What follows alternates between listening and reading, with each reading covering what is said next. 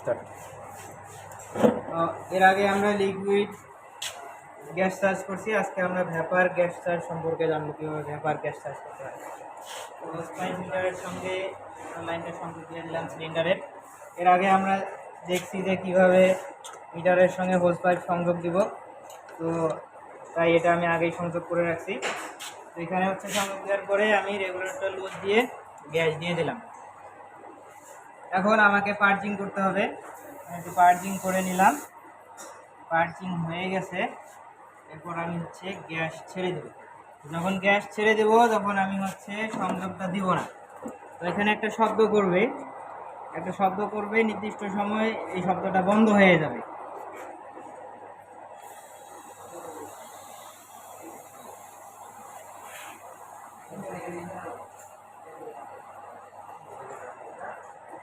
তো শব্দটা এখন নাই, বন্ধ হয়ে গেছে। তার মানে যথেষ্ট পরিমাণে গ্যাস আমার ভিতরে চলে গেছে। তখন আমি রেগুলেটরটা অফ করে দিলাম। অফ করে দিয়ে আমি হচ্ছে একটা এম্পিয়ার মিটার লাগাই দেবো। এম্পিয়ার মিটার লাগাই দিয়ে এটাকে এম্পিয়ার মিটার অথবা কিলোমিটার মিটার বলতে পারি। ওইটা আমরা হচ্ছে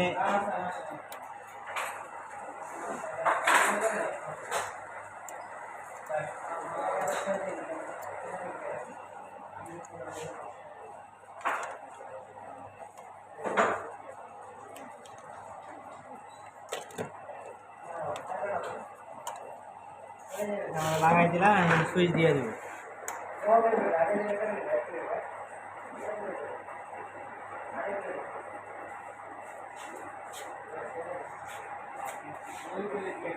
এটা আস্তে আস্তে কমে যাচ্ছে। তো এইভাবে যখন 5 মিনিট চলবে, 5 মিনিট চলার পরে আমরা এখানে প্রেশার গেজ মিটারে দেখব এবং এম্পিয়ার দেখব, হিটিং দেখব, বিভিন্ন টেস্টগুলো আছে সঠিক গ্যাস চার্জের, এই লক্ষণগুলো দেখব। দেখার পরে এরপরে আবার একটু গ্যাস লাগবে, এরপরে হচ্ছে আমরা গ্যাস দেবো।